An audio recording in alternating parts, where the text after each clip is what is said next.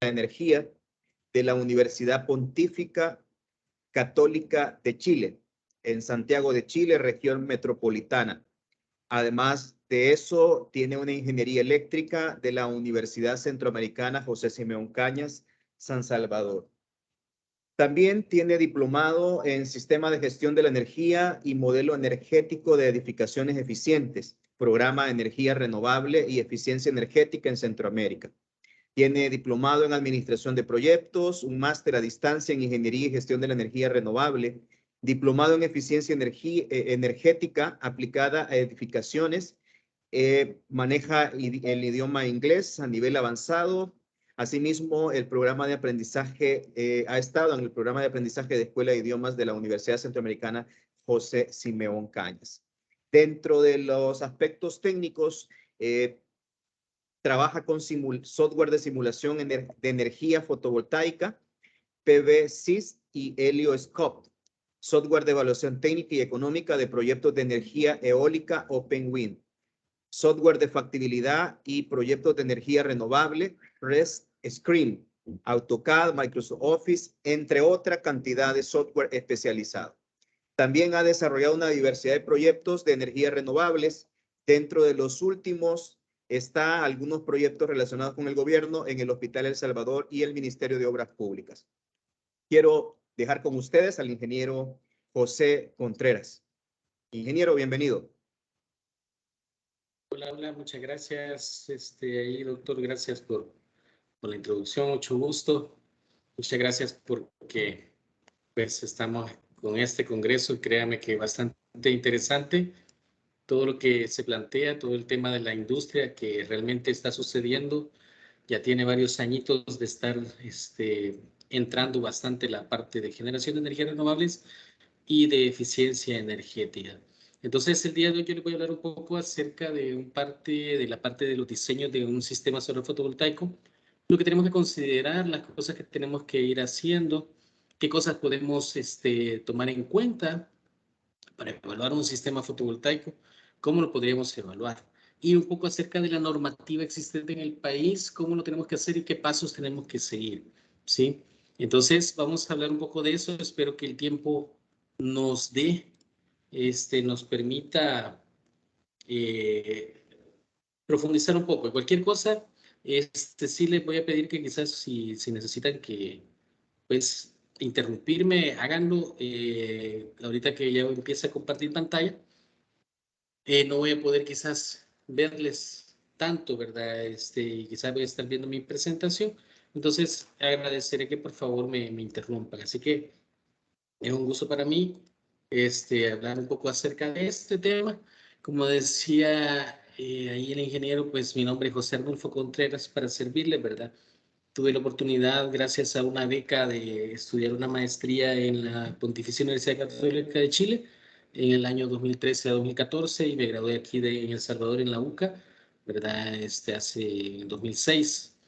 Dentro de la experiencia cabal, como decía el ingeniero, pues he estado trabajando bastante con temas de eficiencia energética, energías renovables, diseño de instalaciones eléctricas, industriales, mucho en la parte de proyectos y gracias a Dios pues tenemos una empresa, Ser Eficientes, que es la que anda promoviendo proyectos de energía renovable, eficiencia energética a la industria, al gobierno un poco también, metiéndonos un poco en ese tema y también apoyando, digamos, a las instituciones financieras del país, al Banco de Desarrollo de El Salvador, al BID, y pues ahí estamos poco a poco llevando a cabo proyectos.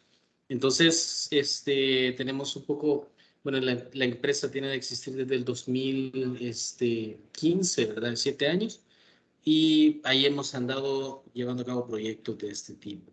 Quizás entonces para hablar y entrar un poco a detalle del tema, pues el proyecto lo que vamos a presentar es el diseño de un sistema solar fotovoltaico y prácticamente los objetivos que buscamos es que conozcan un poco acerca de la tecnología solar, cómo funciona, qué es lo que tenemos que considerar, qué características son las importantes que se tienen que tener en un proyecto solar fotovoltaico, cómo se tiene que configurar, qué consideraciones tenemos que tomar en cuenta, los criterios de dimensionamiento que tenemos que tener en cuenta para este tipo de proyectos, cómo se tiene que analizar el recurso, la ubicación del sitio, la ubicación del lugar, ¿verdad? Y también existe la parte del modelado de una planta solar. Ya actualmente se utilizan bastantes programas de simulaciones energéticas para poder determinar cuánta es la capacidad de generación que yo tengo, cuánto es el ahorro que podría lograr, ¿verdad? Y vamos a ver un par de modelos y un par de ejemplos que se han desarrollado, esperando que el tiempo nos lo permita. Entonces, para empezar, vamos a hablar acerca de la configuración de una planta solar fotovoltaica. Existen dos tipos de sistemas: sistemas autónomos a la red eléctrica, que son prácticamente sistemas tipo islas que se le conocen, ¿verdad? En la cual ellos son independientes, no están conectados a la red, son remotas, y lo que generan es lo que consumen. Y en los sistemas conectados a la red de energía eléctrica, que prácticamente son sistemas que lo que busca es ahorrarse energía, y lo que hacen es que se conectan a la red, inyectan energía que generan a la red de distribución.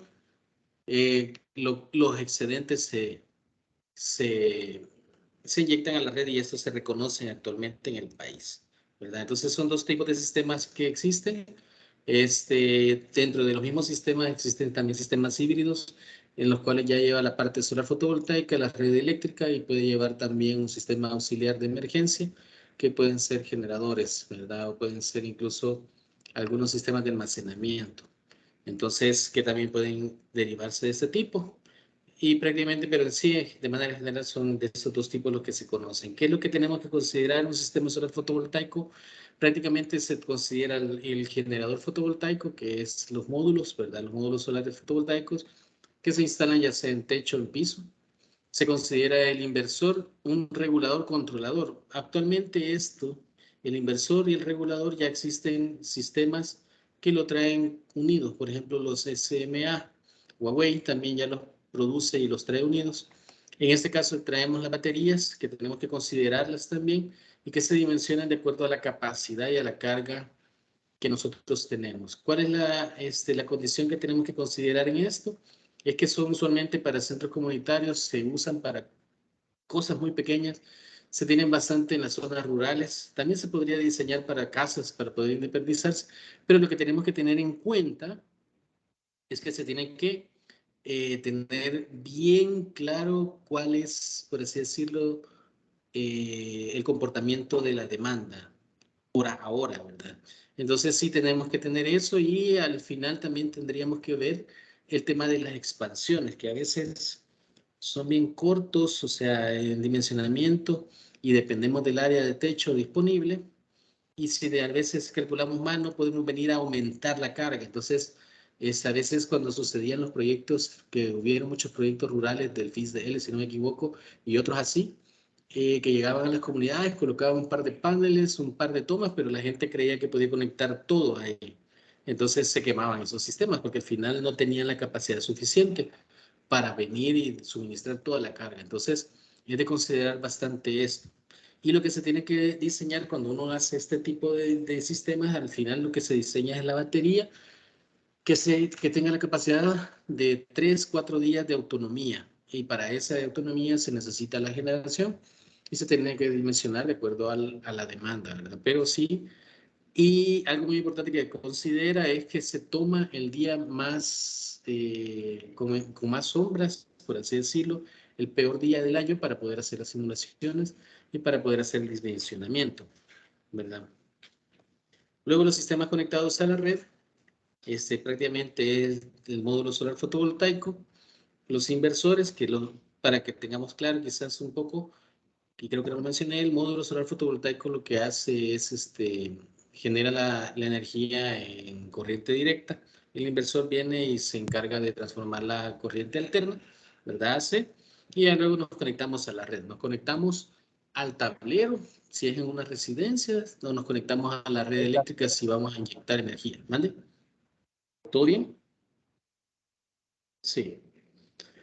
Todo bien, Entonces, todo con bien. estos sistemas lo que se hace es un dimensionamiento que depende de la carga que que tengamos en los usuarios, en el lugar. Prácticamente estos sistemas se hacen para sistemas de ahorro energético, para cubrir una demanda, o incluso para venta de energía, ¿verdad? Para venta en el mercado minorista, en el mercado mayorista. Entonces, el tamaño va a depender de las condiciones del terreno, lo que tengamos disponible, Va a depender también del tipo de conexión que tenemos en la red, porque por ejemplo, si se hace un diseño de una planta solar fotovoltaica conectada a la red, para la venta de energía tendremos que considerar si en ese punto existe factibilidad de energía eléctrica, es decir, si en ese momento ahí a donde vayamos a conectar, la distribuidora puede ser capaz de absorber la energía, ¿verdad? Y ya le voy a explicar después cómo se hace eso. Entonces, lo que hace este sistema, estos tipos de sistema, y quizás también le voy a comentar un caso, es que ellos toman la frecuencia de la red. Entonces, cuando se toma la frecuencia de la red aquí en 0260 Hz, ellos ven la frecuencia de la red y verifican también el nivel de tensión, el voltaje que se tiene, ¿verdad? Un voltaje, configuración, todos los inversores son configuración estrella.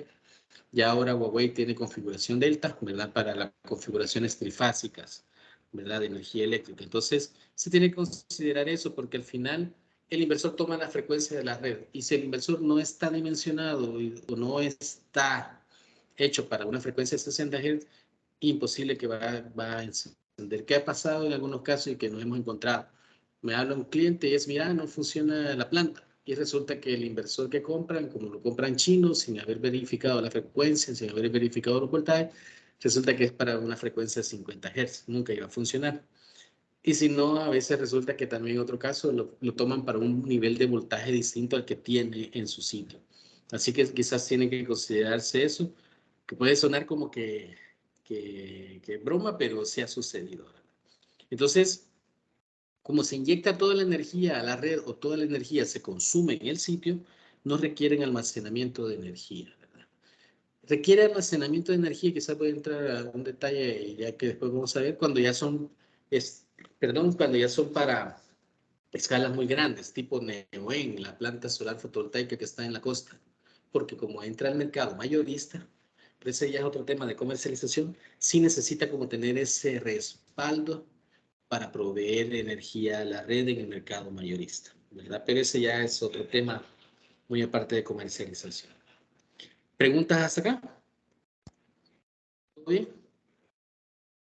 Como les digo, interrúmpanme porque no veo más que mi pantallita. Profesor, en este caso no se preocupe, usted da su ponencia y los participantes tienen un momento de preguntas o van escribiendo en el chat y yo luego se las leo. Chévere. Buenísimo, gracias, doctor. Perfecto, entonces, ¿qué tenemos que tomar en cuenta? A medida de los años ha venido creciendo y evolucionando esto, quizás lo más importante, los módulos fotovoltaicos. Empezaron con módulos de silicio amorfo, luego fueron policristalino literal, de diferentes cristales, por así decirlo, de silicio es el que se hace. Ahora el monocristalino es similar en costo al policristalino, o sea, que ha bajado bastante. Luego se crearon módulos de capa fina, que significa que capa fina, como esto depende de la longitud de onda de la luz, ¿verdad? Que es el fotón. Entonces, de la longitud de onda hay algunos elementos que funcionan con una longitud de onda más pequeña y otros elementos que funcionan con una longitud de onda más grande. El silicio funciona con una longitud de onda que está en medio, ¿verdad? Esa curva. Entonces, los de capa fina lo que hacen es que van colocando diferentes capas de diferentes elementos. Son muy caros, ¿verdad? Quizás así como, y hay pocas plantas. Yo conozco una planta que en Honduras que ocuparon de este tipo de módulos, pero sí es demasiada cara la planta en ese caso. Y actualmente existen módulos bifaciales, que significa que absorben incluso la energía en la parte posterior, ¿verdad? Se viran de esa manera, ¿verdad? Y existen los módulos de media celda, porque a medida que han ido evolucionando se dieron cuenta que al tener la celda más pequeña, las pérdidas se disminuyen casi el 70% porque esta depende de la corriente al cuadrado, entonces hay menos probabilidad de pérdidas en ese material cuando se hace de ese tamaño. Y son las que más se están utilizando actualmente. Antes había módulos de 50, de 30, de 100 watts. Ahorita tenemos módulos hasta de 600 watts para paneles y para fabricantes que son los mejores de lo mejor en el mundo, ¿verdad? No les miento qué es lo mejor y qué es lo que más se vende. Son módulos chinos. Las marcas más importantes y más fuertes, JA Solar y Jinko Solar, ¿verdad? Entonces, que le dan muy buena garantía. Entonces, eso sí, tienen este tema de ir mejorando año con año. Los módulos, incluso ahora ya los fabrican más delgaditos para poder transportar más y para poder generar más energía, ¿verdad? Luego vienen los reguladores de voltaje. Prácticamente esto lo que hacen es, como todo regulador, quitar esos picos, mantener un voltaje regular, pero esto lo hace también ya prácticamente el inversor, todo está unido en sí. Los bancos de baterías almacenan energía. Las baterías actuales, las mejores son las de ion de litio, ¿verdad? Que son las que se están almacenando un poco más y tienen mayor durabilidad, mayor vida útil. Las cajas combinadoras, estas se usan usualmente para para recopilar los strings, las cadenas. Cuando uno hace un sistema fotovoltaico, usualmente los inversores actuales son multi-string, le llaman, multicadenas. Es decir, que podemos conectar diferentes cadenas a diferentes voltajes, ¿verdad? Y a ese voltaje y a esa corriente que se tiene en esa cadena, ya empieza a generar el, el, el inversor, ya empieza a convertir la energía de C a C. Pero antes se tenía, y bueno, no antes, sino que también incluso actualmente se tienen estas cajas combinadoras en las cuales se recopilan toda la información en DC y luego salen con un par de cables al inversor, ¿verdad? Estas van a verlas todavía incluso en muchas instalaciones antiguas, ¿verdad? Bueno, del 2012, 2013 que empezó, como fue el auge que empezó aquí en el país. Luego los inversores, ¿verdad? Que son los que convierten la señal directa a corriente alterna, ¿verdad? Por medio de electrónica, la electrónica que poseen. Actualmente son, como les decía, multi streams, que prácticamente se conectan varias cadenas. Y hay otros inversores que son mucho más grandes, que son ya cajas y contenedores, incluso traen ya estas estaciones. Ya viene el inversor, ya viene la parte de protección AC y incluso trae atrás el transformador, ¿verdad? Y después del transformador trae la celda de media tensión. La celda de media tensión viene ya para conectarse a la red de distribución de media tensión y después de esa red de distribución de media tensión ya se eleva la energía para enviar e inyectar al mercado mayorista o se mantienen siempre en media tensión. Media tensión, acuérdense que es 46.000 voltios para abajo hasta 13.000 y ya se conecta a la red, ¿verdad?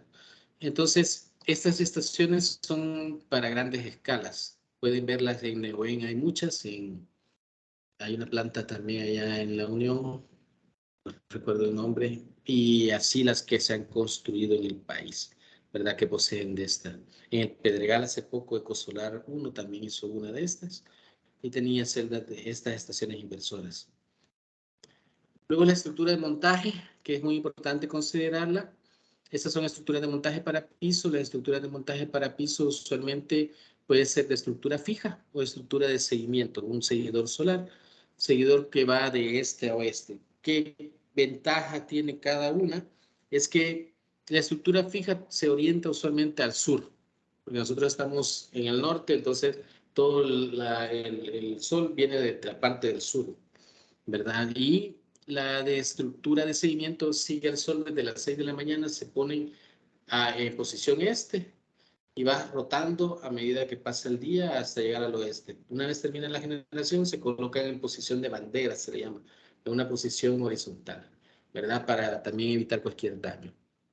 Entonces, ¿cuál es la ventaja? Digamos, la estructura fija podemos colocar más módulos, pero nuestra curva de generación, ya les voy a mostrar una curva de generación, es una campana, literalmente, una campana que empieza desde las 6, empieza a crecer, llega al punto máximo al mediodía y a las 6 de la tarde ya se vuelve a decaer.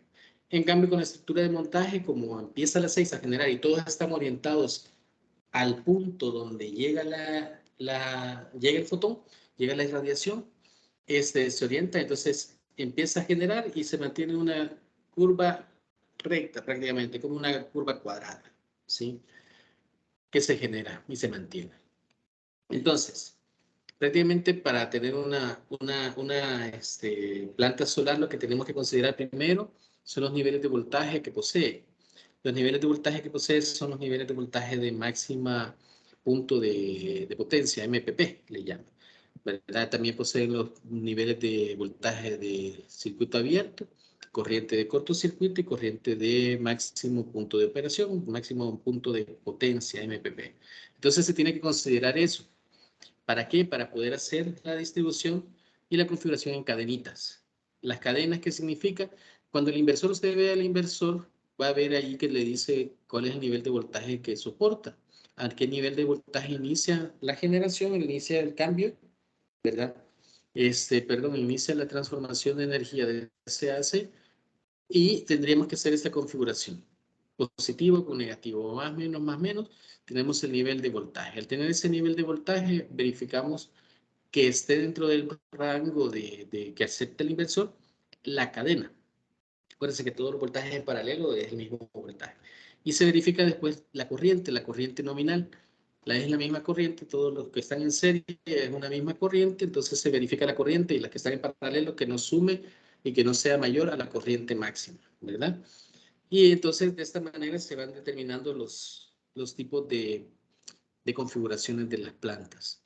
Entonces, ¿para qué sirve esto? Para verificar y ver en cuánto es la capacidad que tiene un inversor de sostener, de cuánto es lo que puedo conectarlo, ¿verdad?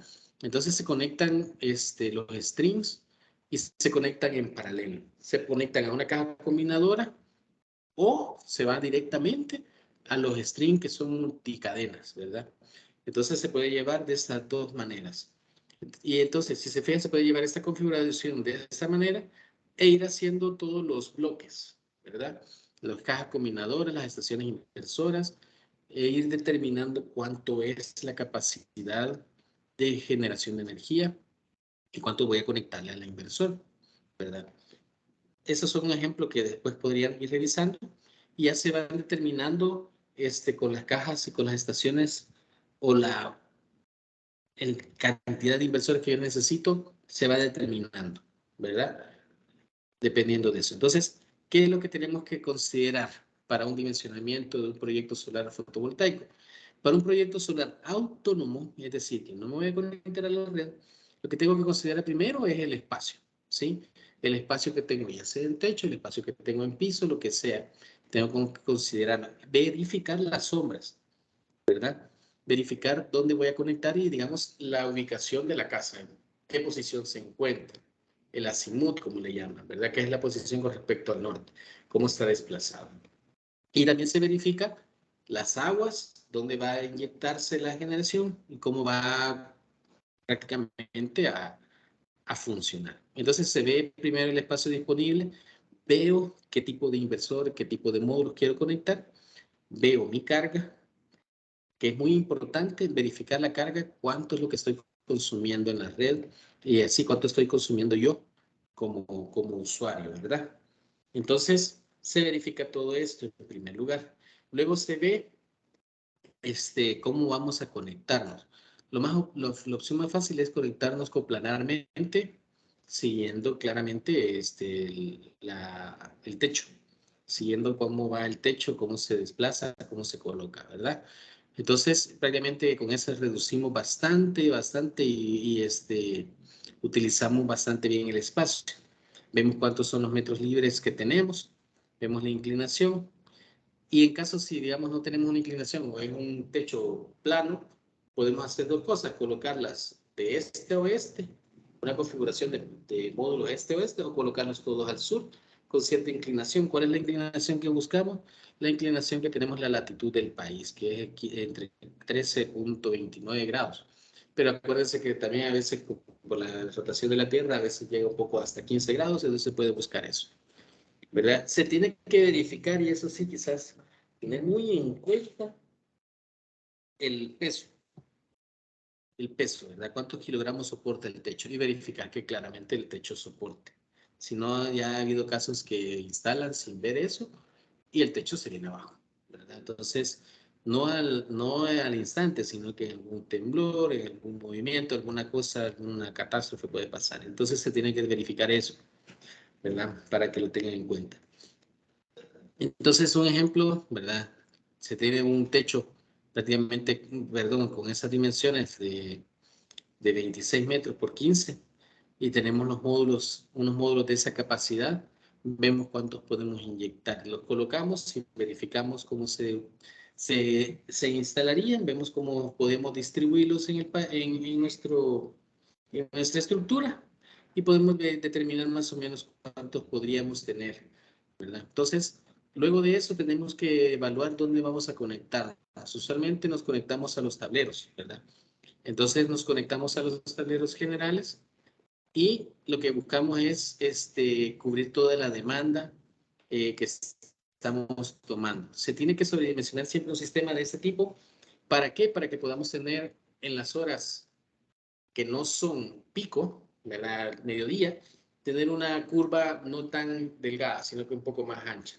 Y siempre se achate en la parte superior. Entonces siempre se sobredimensionan los proyectos. En nuestro caso lo que se busca es cuando se dimensiona este tipo de proyectos, buscamos que no exista un clipping, le dicen, que es como un corte, que digamos en el máximo no corte tanto la curva, ¿verdad? No corte tanto la generación, que eso lo tienen que tomar mucho, digamos ustedes que quieran diseñar o que quieran instalar una planta solar, que no corte la curva, ¿verdad? Entonces que el clipping sea lo menos posible y que podamos generar mucho. Pero para un sistema autónomo tenemos que evaluar la carga. ¿Cómo va a funcionar la carga? Las horas de mayor carga. Entonces, con las horas de mayor carga es la que se dimensiona, ¿verdad? Entonces, evaluamos y vemos esto. Vemos cómo es la curva de generación. La curva de generación en diferentes épocas del año, ¿verdad? Si se fijan ahí en octubre, quiero ver en julio, y es donde menos generación tenemos de irradiancia. Y prácticamente cómo se comporta la demanda. Si se fijan, a veces la demanda nunca coincide con esta curva, nunca va a coincidir de hecho. Algunas curvas son rectas desde las 6 de la mañana hasta las 6 de la tarde, algunas empresas, otras empresas son de 24 horas, se mantiene una curva recta prácticamente, quizás mediodía puede disminuir un poquito, pero se tiene que considerar eso. ¿En qué momento y cuánto de generación voy a darle a al pico, al máximo? Entonces, ¿qué podemos usar para que actualmente se puede hacer esto a pie? Sí, se puede hacer, por así decirlo, como diría, a pie, pero ya ahorita existen diferentes métodos, diferentes formas de simular. Una de las más famosas es PVSys, ¿verdad? Se tiene este SMA Solar Design, que es de un proveedor, que es de SMA, SolarGIS, Meteonor, que también incluso tiene base de datos de ambientales, bases de datos ambientales, y una que yo ocupo y que nos ha gustado bastante porque es bastante visual es Helioscope, ¿verdad? Todas esas tienen costo claramente, costo mensual porque algunas se hacen incluso en las redes y otras se hacen un solo pago anual, ¿verdad? Entonces como PVCs. De ahí, ¿cómo se hace la parte de la medición y la estimación? Podemos hacerla de diferentes maneras, podemos colocar un analizador de red, podemos pedirle a la distribuidora que nos mande cómo es el comportamiento hora a hora, los recibos de energía y con eso hacemos un levantamiento más claro, ¿verdad? Evaluamos los consumos mes con mes y vemos cómo los sistemas se van comportando, ¿verdad? El sistema, por ejemplo, en este caso, que es un ejemplo, el sistema de 4 kilowatts es el que cubre toda la capacidad, entonces podemos poner un sistema de 4 de 5 kilowatts, ¿verdad? Pero digamos, para esto sí tenemos que considerar este tipo de generación, tenemos que ver la generación, el peor escenario posible, ¿sí? Que digamos sería en este caso, 408, perdón, en junio, que es el peor, ¿verdad? Cómo se comporta y esa generación tiene que ser capaz de cubrir todos los meses del año, ¿ya? Eso se puede hacer con las simulaciones. Si no, pues se tendría que generar, se tendría que verificar la irradiación horizontal y siento que eso sí ya tendríamos que entrar en un curso mucho más grande. Pero por lo menos ahorita quiero que se lleven con un pincelazo de todo lo que tenemos que considerar para este tipo de generación, para el tipo de dimensionamiento y para que incluso podamos ver nosotros cómo hacerlo y qué evaluar. Ahora bien, veamos un sistema conectado a la red. Digamos, si lo hacemos en piso, tendríamos que ver el terreno disponible, la capacidad de inyección, el terreno que tenemos, cómo nos vamos a conectar, qué capacidad vamos a inyectar. Y claramente para todo ello tenemos que haber antes tener la aprobación, ya sea de Del Sur, de AE, de Deusen, de Glesa, de cualquier distribuidora si me conecto al mercado minorista, o de Tesal si me conecto a una subestación. Sí, pero yo quiero hacer una casa, entonces lo que se hace prácticamente es el mismo criterio de ver la disponibilidad del espacio disponible, ver mi consumo en la factura de energía eléctrica y dependiendo de eso, ya venir y dimensionar la planta a esa capacidad. Ya vamos a ver unos ejemplos también de industria y de espacios que se han hecho. Pero digamos, en un terreno, prácticamente se tiene ese espacio disponible, se verifica para la parte así de mercado mayorista o minorista, se tiene que verificar muchos criterios, incluso medioambientales, ¿verdad? En la página del CNE se encuentra un mapa bien detallado de si usted quiere entrar al mercado mayorista o al mercado minorista, ¿verdad? Entonces, prácticamente se va dimensionando de esta manera, ¿verdad? Quizás para que vea un proyecto que tuve la oportunidad de participar ahí en Santiago, ¿verdad? Bueno, no era en Santiago, era en Chile, pero sí era un poquito bastante grande. Y cómo se va tomando en cuenta, cómo se va dimensionando, cómo se van haciendo los espacios de los sectores, ¿verdad? Cómo se van definiendo cuántos módulos por inversor. Entonces, depende de los bloques eléctricos de la planta, ¿verdad? Lo que se tiene que considerar, cuántas hectáreas tenemos disponibles, cuánto podemos generar y cómo nos conectamos a la red. Pero quizás aquí no nos vamos a detener mucho, ¿verdad? Entonces, ¿qué tenemos que considerar para una planta solar fotovoltaica? Primero, el recurso solar, ¿verdad? En el recurso solar tenemos la irradiación global horizontal, cuánta es la temperatura, ¿por qué? Porque la temperatura, mayor temperatura, el rendimiento de los módulos disminuye, ¿sí? O sea, no es por calor, no es por temperatura alta, es por luz, ¿verdad? Es por el fotón ese que anda disperso y que es el que da la energía necesaria para mover los electrones del silicio y generar energía. También sirve bastante la velocidad del viento. A mayor velocidad del viento, mucho mejor, aumenta el rendimiento. ¿Cómo se puede hacer esto? ¿Cómo se puede tener en cuenta? Se pone una estación meteorológica por un par de años o se consiguen bases de datos satelitales, ¿verdad? Que eso es lo que más abunda y lo que comúnmente se hace a nivel general, ¿verdad? Entonces esos datos meteorológicos los brinda la NASA, los brinda SolarGIS, Meteornor. Existen otras bases de datos que son españolas que también les pueden brindar y con esa base de datos ya se colocan dentro de los programas, ¿verdad? Entonces se puede tener un ejemplo, ¿qué significa la irradiación? La irradiancia es cuánta energía cuánta energía se recibe en un metro cuadrado, ¿verdad? Cuánta energía, cuántos kilowatt hora se reciben en un metro cuadrado de manera horizontal. Ya después eso lo tenemos que pasar a un plano inclinado de acuerdo a los grados de inclinación que pongamos en nuestro sistema. Pero todo eso ya lo hacen estos modelos matemáticos que les estoy hablando, ¿verdad? Entonces, prácticamente, ¿cómo se puede hacer en el tema de generación de energía? Tenemos que considerar eso. Para la parte solar fotovoltaica, El Salvador tiene una norma para usuarios finales, productores de energía eléctrica con recursos renovables. Esto es el bendito y bien llamado normativa UPR, por si acaso quieren revisarla bien, ¿verdad? Es un acuerdo en el 2017 en el cual establece que cualquiera que desee llevar a cabo un sistema solar, fotovoltaico, un sistema geotérmico, hidroeléctricos, biomasa, biogás, va a tener apoyo, ¿verdad? Y va a tener que cumplir ciertas características de generación y de forma de instalación. En la parte solar fotovoltaica, que es la que nos interesa, ¿verdad? La capacidad, lo que tenemos que tomar en cuenta para aquel que vaya a diseñar esto, tiene que considerar que la capacidad de la planta solar en AC no debe ser mayor a la potencia leída en su factura de energía eléctrica. como primer punto, ¿sí? Y también la generación de energía, los kilowatt hora, tienen que estar abajo del promedio de un año, ¿verdad? En el artículo 8 lo establece, ¿sí? Entonces, tenemos que tener esas consideraciones en cuenta.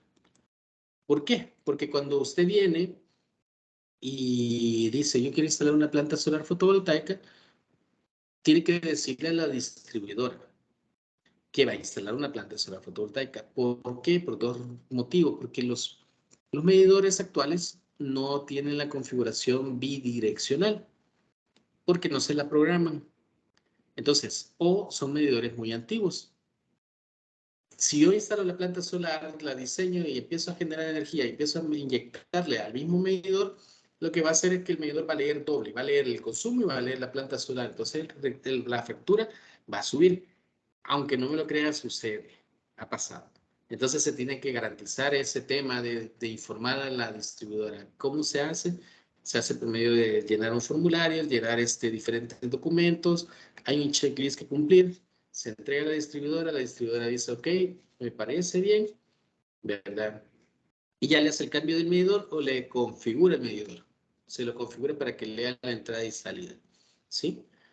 Si usted quiere meter una planta solar fotovoltaica y dice, yo quiero meter almacenamiento porque tengo también generación en la noche, tengo, perdón, consumo en la noche, le va a decir la distribuidora, ok, está bien, pero si vamos a meter el almacenamiento, artículo 8, literal C, tienen que considerar eso, que debe ser menor al 90% del consumo promedio mensual de la energía que se va a suministrar, ¿verdad? La energía tiene que estar abajo del 90%, o sea que se tiene que mencionar de esa manera.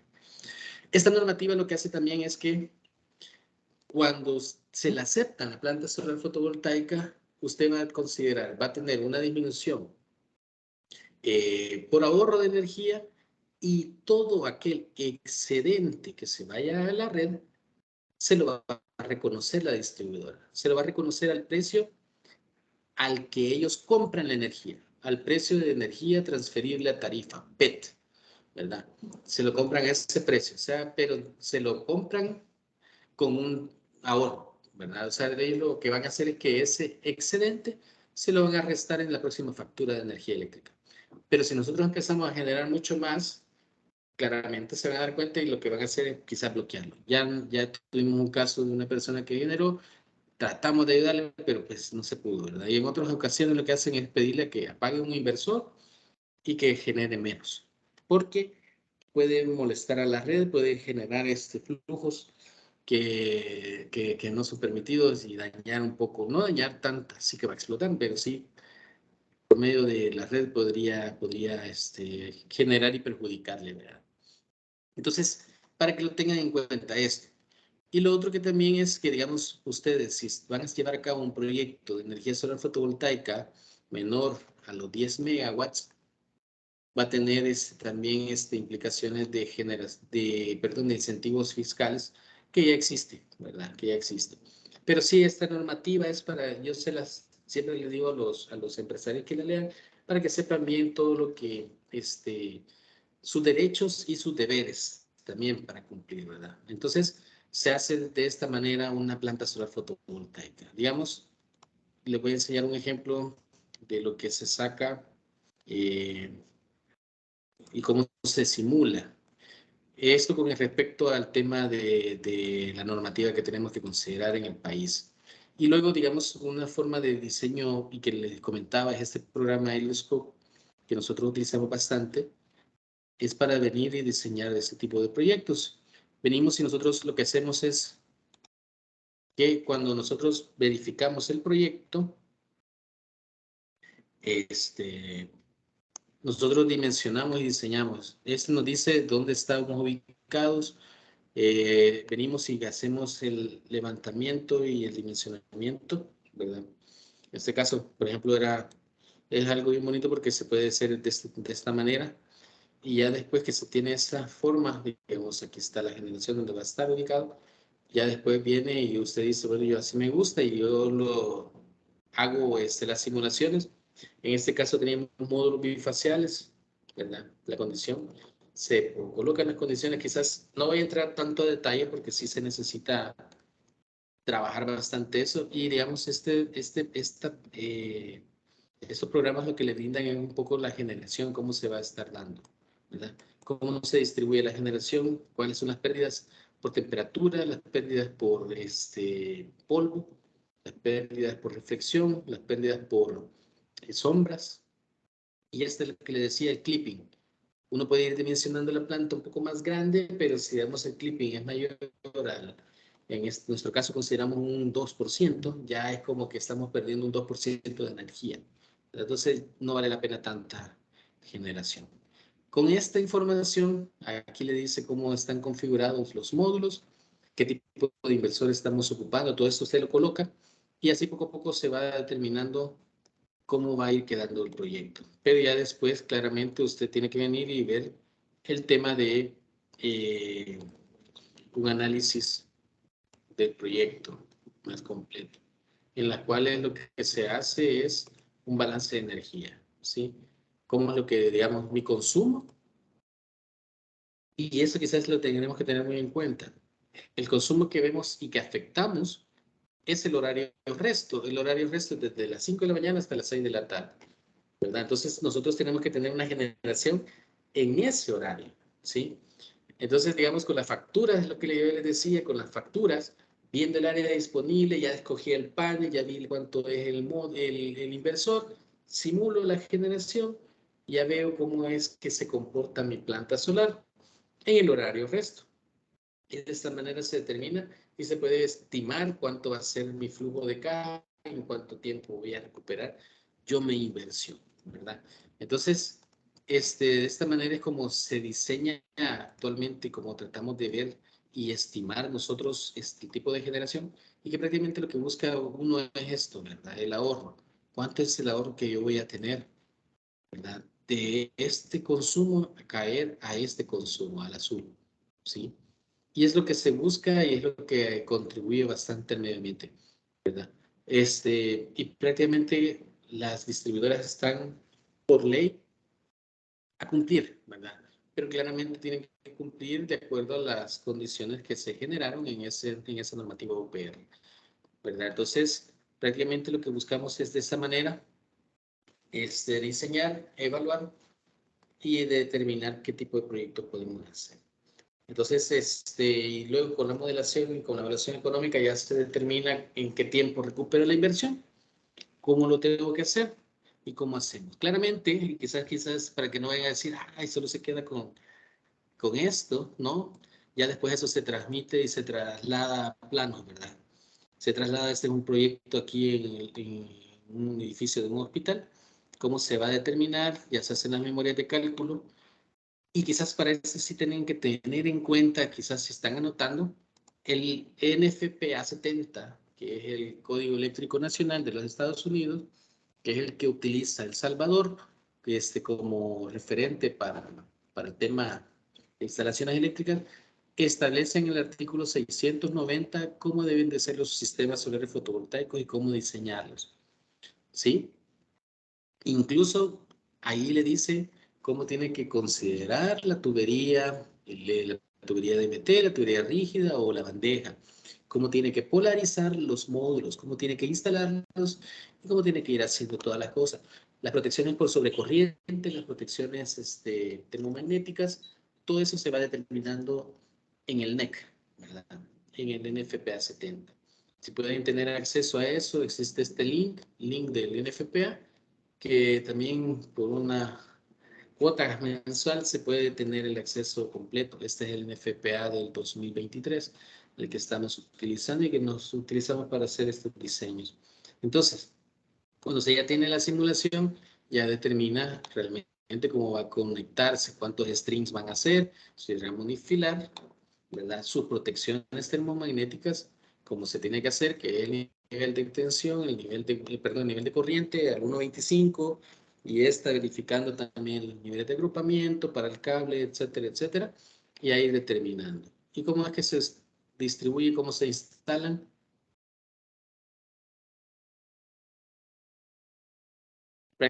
Para que más o menos vean cómo se distribuye, digamos, aquí en este caso son dos inversores, son sencillos, una planta pequeña, en los cuales se va distribuyendo por strings. Acuérdense que va más, menos, se va haciendo la cadenita de esta forma. Se conecta y se dice, aquí está el positivo y aquí sale el negativo. Y todo eso va a una bandeja de portacables que está dimensionada para aguantar las características de cuántos módulos vamos a conectar. Ya se llevan al inversor. ¿Cómo se llevan? Esos son los multiinversores. Es un esquemático, como van, ¿verdad? Conectados en los diferentes strings y diferentes cadenas que conectamos a ese inversor. ¿Qué se necesita para la instalación? Esos conectores MC4, que son muy conocidos, son intemperie para poder conectar los niveles de voltaje. ¿Qué nivel de voltaje se maneja? Son dos niveles de voltaje que manejan los inversores de 1000 o de 1500 voltios, ¿verdad? 1000 y 1500 voltios en DC. Ya después se tienen que considerar temas de aterrizamiento, ¿verdad? De cuánto es la caída de tensión, cuánto es la protección en tierra y las formas de conexiones. Este es una marca que me gusta trabajar bastante, que es Alucin Solar, ¿verdad? Para poder hacer estos detalles de instalación que se hacen, que son tipo, por tramos se llama. Entonces se van haciendo de esta manera, conectando los inversores, conectando los módulos, conectando los flujos, la bandeja portacables, conectando, incluso aterrizando la bandeja. Y son todas esas consideraciones que se tienen que tomar en cuenta, que el mismo NFPA 70 le dice cómo lo va a hacer hasta la misma rotulación, ¿sí? Así que esas son las consideraciones que prácticamente tenemos que tener en cuenta nosotros. Y actualmente, así forma de mención, ¿verdad? Se está invirtiendo bastante en este tema. Distintas instituciones financieras están invirtiendo en esto. Bueno, la Universidad Tecnológica tiene años de estar invirtiendo en esto y nosotros tuvimos la oportunidad con unos fondos que tenía Bandesal, de apoyar en el diseño, ¿verdad? Cuando estaba, esto fue en el 2018, creo, ¿no? Si no me equivoco, doctora, me corrige, pero sí, los edificios que están ahí, esos fueron 300 kilowatts que logramos diseñar, y pues qué alegría que ya están ahí, ¿verdad? Que están ustedes incursionando en esto y que la tecnológica pues se está metiendo bastante en este tema. Así que esperamos que cualquier cosa que necesiten, estamos a sus órdenes. La universidad, podemos apoyarle con la universidad para el desarrollo de este tipo de proyectos, ¿verdad? Que sí es bastante bonito, es bastante bueno y pues amigable al medio ambiente, como dice el doctor, es a lo que vamos, es al futuro que vamos, ¿verdad? Esto más la implementación de eficiencia energética es lo que realmente necesitamos para combatir el bendito cambio climático que ha venido a afectar tanto. Imagínense viviendo de estas fechas, ¿verdad? Entonces, esperamos que se motiven para incursionar en este tema y pues les llame la atención ver, y si quieren mayor conocimiento, quieren mayor apoyo, pues estamos a sus órdenes, ¿verdad?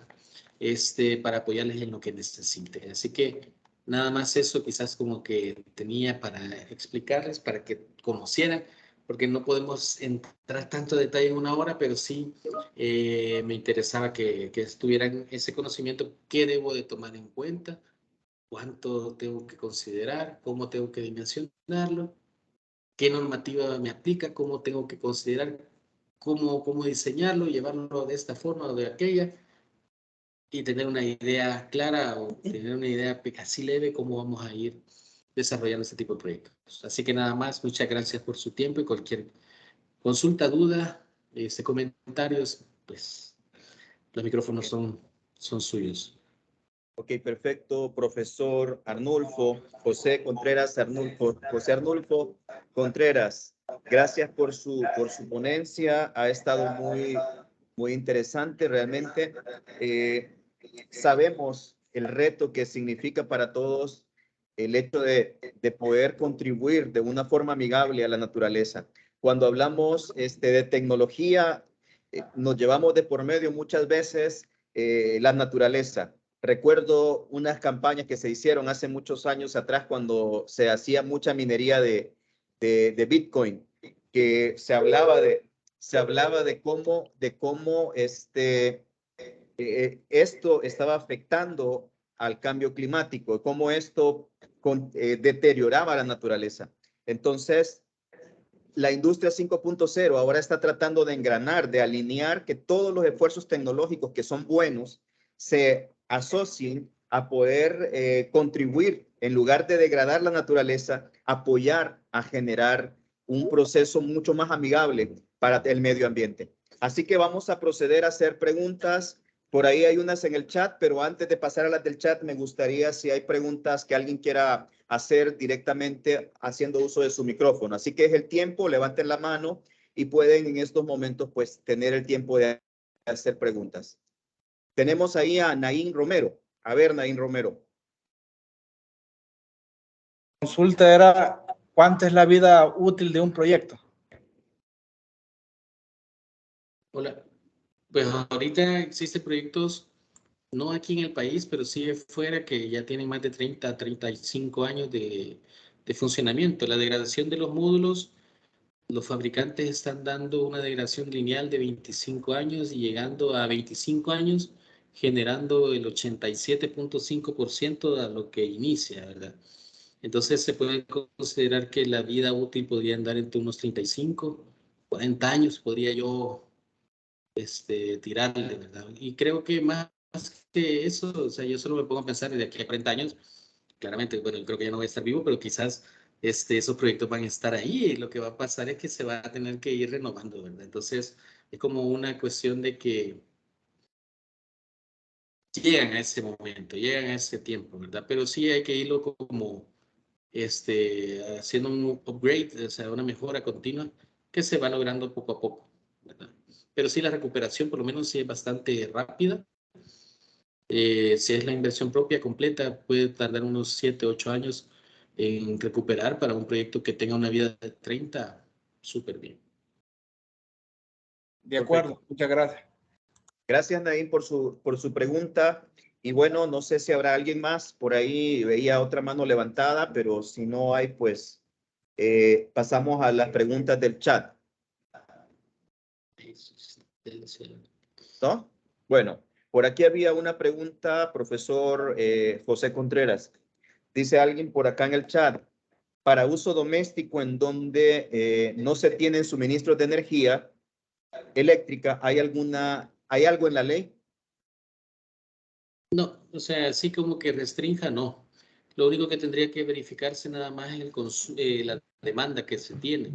Y claramente decirle a esa persona que es, o sea, o estimar el crecimiento que pueda tener y cómo se va a comportar, porque ahí se saca hora a hora y se determina en el momento más grande. O sea, cuando ustedes vieron el cuadro era mes a mes, pero después tenemos que pasar a hora y determinar realmente si la carga es suficiente para cubrir toda la demanda, ¿verdad? Entonces, no hay algo así en la ley como que restrinja, ¿no? Leí otra pregunta, sí puede pasarse el sistema 100% fotovoltaico, lo podemos pasar. Lo único que se tiene que considerar es los costos de la batería. Las baterías, incluso ahorita, para que tengan una idea, una batería de 5 kWh, porque aquí se basa en energía, una batería de 5 kWh, así tipo, bueno, de Huawei, que es una de las más baratas, podría andar costando unos $2,700, más el controlador, como $1,000, como unos $3,700, solo esos equipos, solo esos dos equipos. Aparte habría que meter el inversor, habría que meter los módulos fotovoltaicos. Más que quizás cuestiones de si se puede o no se puede, verificar si tienen la capacidad económica para llevarlo a cabo. Ok, perfecto. Gracias, profesor. Bien, si no hay más preguntas, solo agradecer a todos los que se han conectado. Asimismo, agradecer al profesor por su ponencia. Por favor, no se desconecten. Recuerden que viene una última ponencia y posteriormente haremos un resumen de las actividades que hemos realizado este día y las que vienen el próximo día, que es mañana 23 de noviembre. Así que, profesor, muchas gracias. Gracias a usted, un excelente, por invitarnos. ok, una excelente tarde. De cualquier cosa. Muy bien, y bueno, es uno de nuestros aliados estratégicos, ¿de acuerdo? La empresa del profesor Contreras. Bueno, vamos entonces en estos momentos a pasar a la siguiente ponencia.